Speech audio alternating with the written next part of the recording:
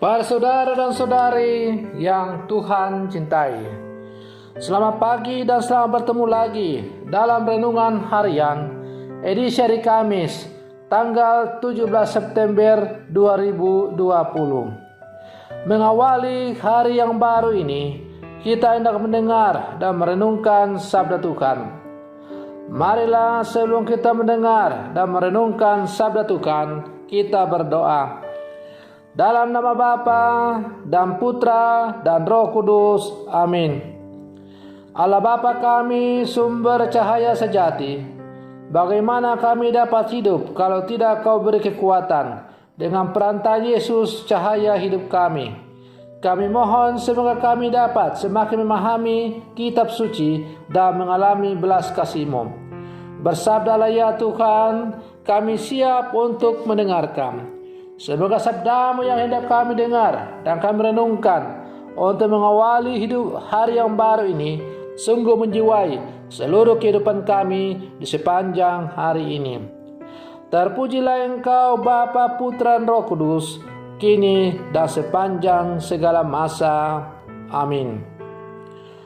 Para saudara dan saudari yang Tuhan cintai, sabda Tuhan yang hendak kita dengar dan kita renungkan untuk mengawali hari yang baru ini diambil dari Injil Lukas pasal 7 ayat 36 sampai 50. Tuhan sertamu.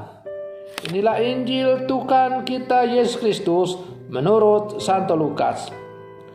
Pada satu ketika, seorang Farisi mengundang Yesus makan di rumahnya. Yesus datang ke rumah orang Farisi itu, lalu duduk makan. Di kota itu ada seorang wanita yang terkenal sebagai orang berdosa. Ketika mendengar bahwa Yesus sedang makan di rumah orang Farisi itu, datanglah ia membawa buli-buli pualam berisi minyak wangi. Sambil menangis, ia berdiri di belakang Yesus dekat kakinya. Lalu membasahi kakinya dengan air matanya dan menyekanya dengan rambutnya. Kemudian ia mencium kaki Yesus dan meminyakinya dengan minyak wangi. Ketika orang Farisi yang mengundang Yesus melihat hal itu, ia berkata dalam hati, seandainya dia ini nabi, mestinya ia tahu siapakah dan orang apakah wanita yang menjamahnya ini. Mestinya ia tahu bahwa wanita ini adalah orang yang berdosa. Lalu Yesus berkata kepada orang Farisi itu, Simon, ada yang hendak kukatakan kepadamu. Sahut Simon, katakanlah guru. Ada dua orang yang berhutang kepada seorang pelepas uang. Yang seorang berutang 500 dinar, yang lain 50. Karena mereka tidak sanggup membayar, maka utang kedua orang itu dihapuskannya. Siapakah di antara mereka akan lebih mengasihi dia? Jawab Simon, aku sangka yang mendapat penghapusan utang lebih banyak. Kata Yesus kepadanya, betul pendapatmu itu. Dan sambil berpaling kepada wanita itu, Yesus berkata kepada Simon, engkau melihat wanita ini? Aku masuk ke dalam rumahmu, namun engkau tidak memberi aku air untuk membasuh kakiku. Tetapi wanita ini membasuh kakiku dengan air mata dan menyekanya dengan rambutnya. Engkau tidak mencium aku, tetapi sejak aku masuk, ia tiada henti-hentinya mencium kakiku. Engkau tidak meminyaki kepalaku dengan minyak, tetapi dia meminyaki kakiku dengan minyak wangi. Sebab itu aku berkata kepadamu, dosanya yang banyak itu telah diampuni, karena ia telah berbuat kasih. Tetapi orang yang sedikit diampuni, sedikit pula ia berbuat kasih. Lalu Yesus berkata kepada wanita itu, dosamu telah diampuni. Orang-orang yang makan bersama Yesus berpikir dalam hati, siapakah dia ini? Maka ia dapat mengampuni dosa. Tetapi Yesus berkata kepada wanita itu, imanmu telah menyelamatkan dikau. Pergilah dengan selamat. Demikianlah Injil Tuhan. Para saudara dan saudari yang Tuhan cintai, pertanyaan besar dalam permenungan hari ini adalah, apakah kita sungguh mencintai Yesus?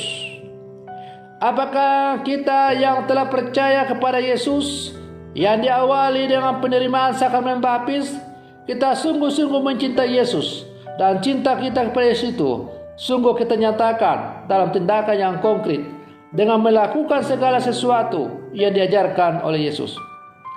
Bila kita menjawab ya, pertanyaan selanjutnya, hal apakah yang sungguh bernilai dalam hidup kita? Dan apakah yang sungguh bernilai dalam hidup kita itu sudah kita persembahkan kepada Tuhan? Para saudara dan saudari yang Tuhan cintai, kisah Injil hari ini menampilkan sindiran Yesus kepada orang Farisi dan ahli Taurat, bahwa ternyata yang lebih mengasihi Yesus adalah orang-orang berdosa yang bertobat daripada orang-orang yang sudah merasa benar atau sudah merasa menjadi orang baik. Orang yang berhutang lebih banyak dan dihapuskan, dialah yang lebih merasa berhutang kepada tuannya. Para saudara dan saudari yang Tuhan cintai, maka cerita Yesus tentang cerita dalam Injil tadi tentang wanita berdosa yang membasuh kaki Yesus dengan air matanya dan kemudian menyekanya dengan rambutnya dan meminyaki kepala Yesus dengan minyak wangi, memberikan pencerahan kepada kita bahwa hidup keagamaan kita tidak ditentukan oleh berapa lama telah kita menjadi pengikut Yesus. Hidup keagamaan kita tidak ditentukan dengan apakah kita menghafal kitab suci, menghafal perintah-perintah Tuhan dengan kata-kata, tetapi bagaimana iman kita itu kita nyatakan dalam tindakan yang konkret. Para saudara dan saudari yang Tuhan cintai, karena perbuatan kasih itulah maka perempuan tadi diampuni dosanya oleh Yesus. Dosanya yang banyak itu telah diampuni sebab ia telah banyak berbuat kasih. Tetapi orang-orang yang sedikit diampuni, sedikit pula ia berbuat kasih. Kata-kata itu sungguh menyentak kita sebagai orang-orang beriman. Bukan hanya untuk Simon orang Farisi, tetapi semestinya juga untuk kita sebagai murid-murid Yesus yang hidup di zaman sekarang. Yesus mengkritisi kesombongan hati yang menghilangkan rasa berdosa dan rasa terima kasih. Simon merasa dirinya orang baik-baik dan mungkin seperti banyak orang baik pada saat itu sudah cukup membalas kebaikan Tuhan dengan memenuhi segala sesuatu yang ditentukan dalam hukum Taurat atau mungkin lebih sedikit. Tetapi perempuan yang disebut orang berdosa itu datang memecahkan simbol kecantikan dan kebanggaannya di kaki Yesus, mengorbankan sesuatu yang sangat berharga, baik dari harga